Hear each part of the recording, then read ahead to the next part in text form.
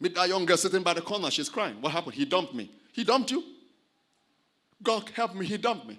If God comes to help you, he's going to pick you up and then dump you. Then pick you up again and then dump you. Count number 2. Then pick you up again and dump you. Number 3. Pick you up again, dump you. Number 4. Pick you up, dump you. Number 5. Pick you up, dump you. Number 1. He hits you. Number 7. You will remember the scripture, the righteous fall 7 times. And his job is to rise.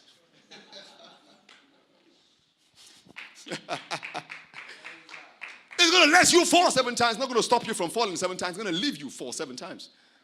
God teaches us. That's why sometimes you get up in the morning, you search all your pocket, and there is no money. God, but I'm a believer. I'm a Christian. I have the covenant of prosperity. Say, yes, I have to teach you how to fight.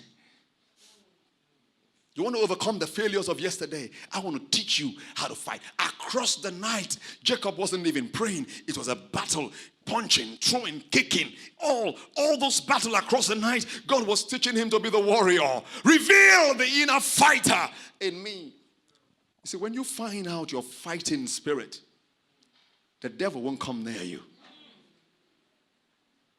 Failure will look at you and say, you know this guy?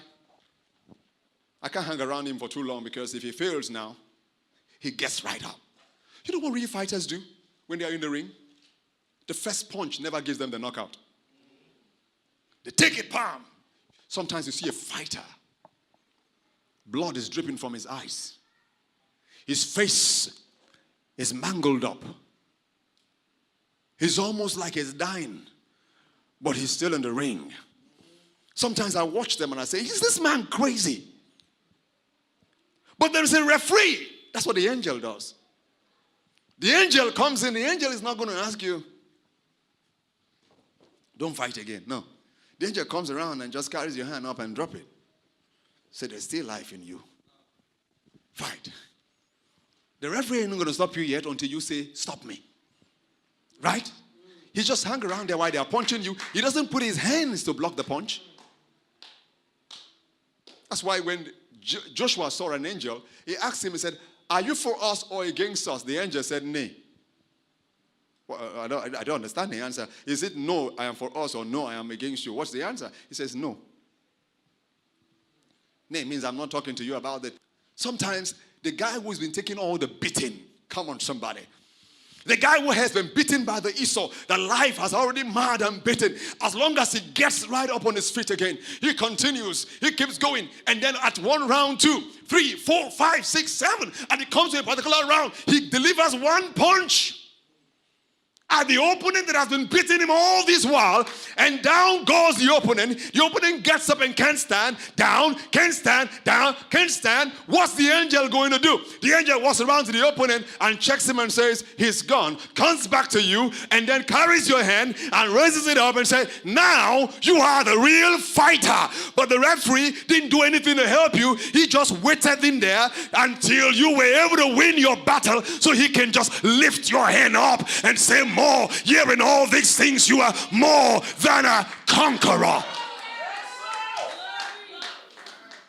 The job of the referee is not to throw punches on your behalf. You're beating him too much. You're beating him too much. No, so keep punching him. Keep punching him until he finds his inner strength. When he finds his inner strength, he's going to give you the punch back. That's why things don't always go easy, because you think you're a Christian. I came speaking in tongues. It's going to go easy. And money's going to land in my pocket. No. As soon as you just go, somebody takes your phone.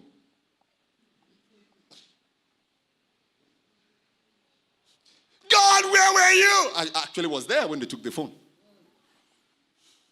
He says, I'm a very present help in trouble. I was there when you were in trouble. But you didn't do anything to help. They were lighting the furnace 7 times hotter. God didn't say stop. They were making all the arrangements to send God's children into the flame. God didn't say stop. Then they lined them all up and sent them into the flame. God didn't say stop. Meanwhile, there was an angel. Looks like Jesus. Pretty, handsome. He didn't even touch the king by the shoulder and say, please, king, can you change your mind? He was just hanging out. Because there was a need to discover the inner might of these children. He said, it's not just about confessing to be a Christian. When that challenge comes to you, that's when you prove that you're truly a believer. And they walk them into the flame. As they walk them into the flame, you can see these guys starting a choir in the flame. The angel came around and said, my job is not to put off the fire. My job is to join the choir. Let's sing. It's hot. No, it can't be hot. You see, the point is, once the heat in the children, in the Hebrew children, became hotter than the fire of, you see, Nebuchadnezzar made his fire 7 times hotter. He was putting people who were hotter than his flame. Fire doesn't burn fire. When you bring fire and connect with fire, what do you have? It only just increases. It doesn't burn out. These guys were already tapping into their inner strength as the consuming fire. Consuming fire means that the moment they went in there, their fire consumed Nebuchadnezzar's fire. So they were comfortable in their fire because Nebuchadnezzar's fire was already consumed. Do you understand the meaning of consuming? There is no circumstance that you're going through right now that is bigger than you. Take the fighter in you and tell yourself, I'm not going down. Tell somebody, I'm not going down. It seems like the business is not working, but I'm going to push. Try going to school, and it didn't work out. I tried WAEC, it didn't work out. JAM, it didn't work out. And now it didn't work out and all that. Get up and tell yourself, no matter what has happened in my yesterday, I will still go to school.